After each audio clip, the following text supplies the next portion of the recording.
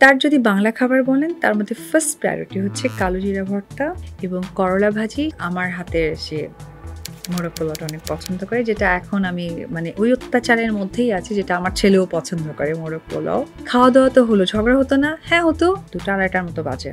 পিছন থেকে এসে ইলিশ মাছটা ভাবছে আমাকে অনেক সারপ্রাইজ দিবে, এই ভেবে এমনভাবে মাছটা কড়াইতে সাথে ঝাঁট করে আওয়াজ আর ফুটফট করে আমার গায়ে উঠলো। কি আমি আনন্দ পাবো, আমি মাছই ভেজে দিই নাই। আমরা যে সিনেমা করেছি এটা অনেক দর্শকদেরই প্রশ্ন যে 9 বছর আমাদের সংসার জীবন কিভাবে আমরা আড়াল করে রেখেছি।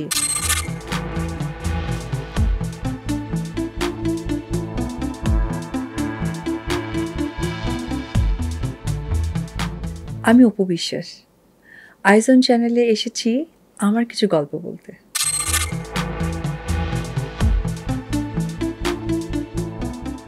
একটা সময় হঠাৎ করে উনি দেখে অসুস্থ হয়ে গেলেন। তো উনি অসুস্থ হয়ে যাওয়ার পর সিঙ্গাপুরে যাওয়া হয়, যেটা এখন তার ছেলে যায়। আর সবসময় একটা জিনিস তার মধ্যে একটা পজিটিভ ভাইবস থেকে যে আমরা আমাদের বেস্টটা দিয়ে করব। কারণ আমরা যেটা করব বা যে পথ দিয়ে যাবো, যেহেতু অলওয়েজ আমাদের অনেক ফ্যান ফলোয়ার বা আমাদের অনুসরণকারী প্রচুর দাঁড়িয়ে গেছে, সো আমরা ভালো কিছুই করবো।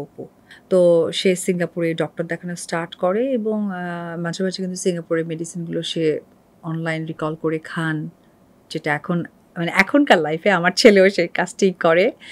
তো যাই হোক, এই সিঙ্গাপুরে যাওয়ার পর ডাক্তার তাকে খাবারের অনেক কিছু ডিরেকশন দেয় যে কী খাওয়া যাবে কী খাওয়া যাবে না। তবে হ্যাঁ, সে কিন্তু খেতে অনেক পছন্দ করে এবং খুব সুন্দর করে খেতে পছন্দ করে। তার যদি বাংলা খাবার বলেন তার মধ্যে ফার্স্ট প্রায়োরিটি হচ্ছে কালো জিরা ভর্তা এবং করলা ভাজি। সেটা হচ্ছে একটু সাদা টাইপের করে করলা ভাজি হতে হবে, কোনোভাবে ওটাকে ভাজা বা কি বলে না একটু কালো কালো হয়েছে ওটা হওয়া যাবে না, একদম গ্রিনিশ থাকতে হবে। আর ভেন্ডি ভাজি গ্রিনিশ থাকতে হবে। আর ছোট মাছ একটু টমেটো দিয়ে ভুনা হতে হবে। আর যে কোনো মাছটা একটু ঝোল হলে তার জন্য ভালো লাগে। আর যদি বলেন একটু ডিফারেন্ট খাবার, যেটা একটু রিচ ফুড আমরা বলে থাকি, সেটা আমার হাতের সে মোরগ পোলাওটা অনেক পছন্দ করে, যেটা এখন আমি মানে ওই অত্যাচারের মধ্যেই আছি, যেটা আমার ছেলেও পছন্দ করে মোরগ পোলাও।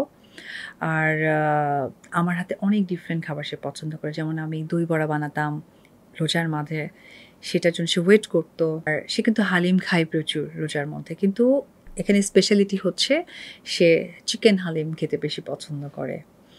তারপর আরেকটা জিনিস আমি করতাম, চিড়ার পোলাও। আর আমার পোলাওর একটা স্পেশালিটি আমার মনে হয় যে আমি বলে গেলাম, সেটি হচ্ছে আমি তেল ছাড়া পোলাও রান্না করি, যেটা সে অনেক বেশি পছন্দ করে। কারণ পোলাও মানে তাকে ভাজতে হবে কষাতে হবে, ঠিক না? কিন্তু আমার পোলাওটা একদমই ডিফারেন্ট, যেখানে বয়েল থাকতো না।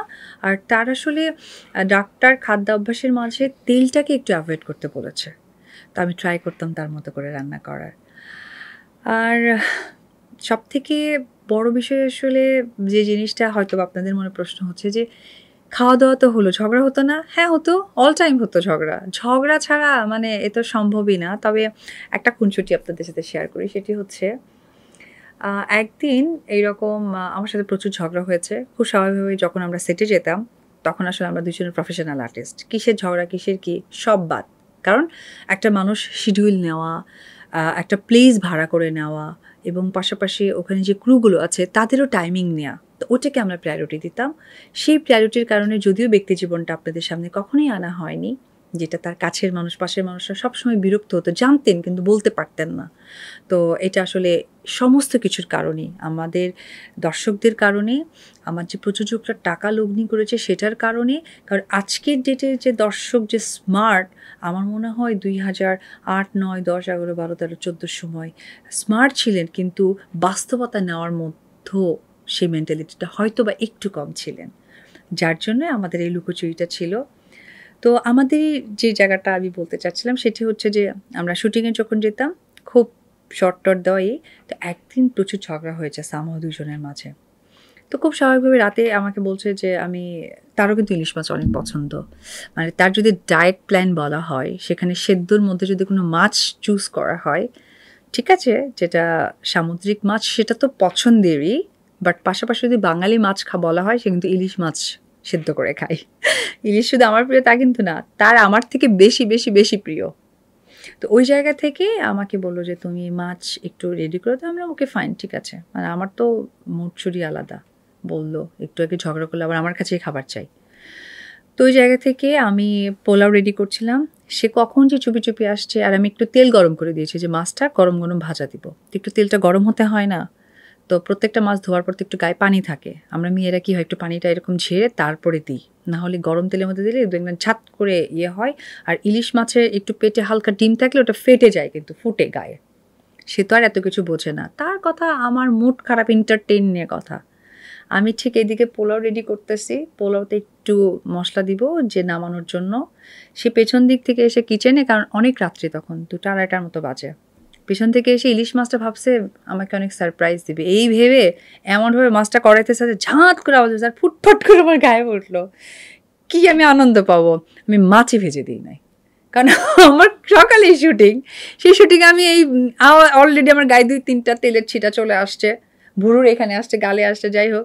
পরে বলে কি, "আমি আনন্দ দেওয়ার জন্য করছি তোমাকে।" কিন্তু বিষয়টা এত সুইট ছিল, আসলে রাগটা ধরে রাখিনি।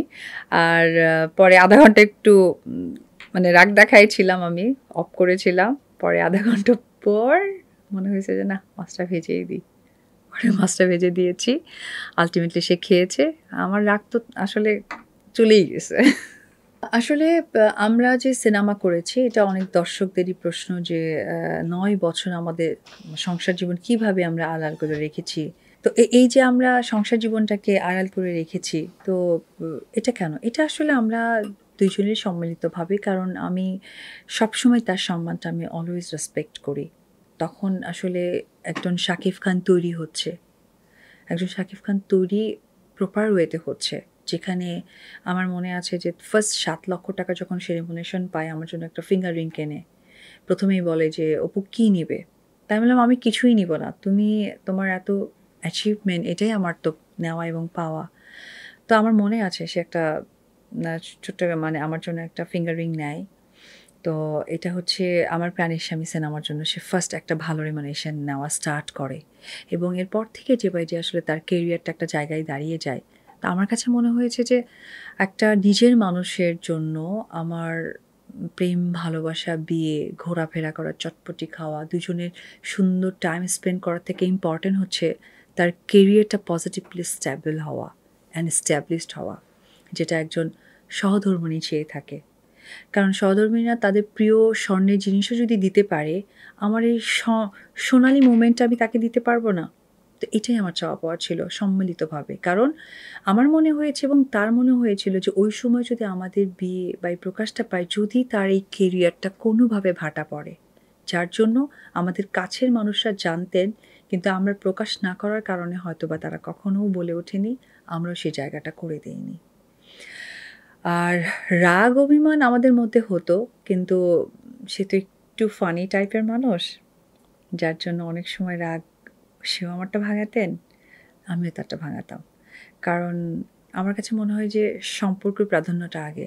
রাগ আমি করে থাকি বা সেই করে থাকুক, সেটা টাইমিং যদি মনে হয় যে গড়িয়ে যাচ্ছে, তখন আমি বেশিরভাগ আমার মধ্যেই নিয়ে নিতাম যে না, রাগটা ভাঙানোটা ইম্পর্ট্যান্ট। এতক্ষণ তো আমাদের ভালোবাসার রোমান্স শুনছেন, নিশ্চয়ই ভালো লাগছে। হ্যাঁ, ভালো তো লাগবেই। কারণ আমারও অনেক ভালো লাগছে। একদম মনের মাধুরী মিশিয়ে সেই স্মৃতিচারণগুলো করতে পারলাম। আর সবথেকে বড় কথা কি, আসলে সংসার আসলেই সুখের এবং এত আনন্দের, যেখানে একটা সুন্দর পরিবার। আর আরেকটি কথা বলি, সে যখন ফার্স্ট হজে গেলেন, হজে গিয়ে আমার মনে আছে যে প্রতিনিয়ত আমাকে ফোন করতেন এবং আমার জন্য ২ টো বোরকা কিনেছিলেন। সেখান থেকে আমার জন্য গোল্ডের একটা মালাও নিয়েছিলেন। যে বোরকা ২ টো জানেন প্রায় ১২-১৫ বছর হয়ে যাচ্ছে বয়স। তবে এখনও বের করলে আজকালকার ফ্যাশনই মনে হয়।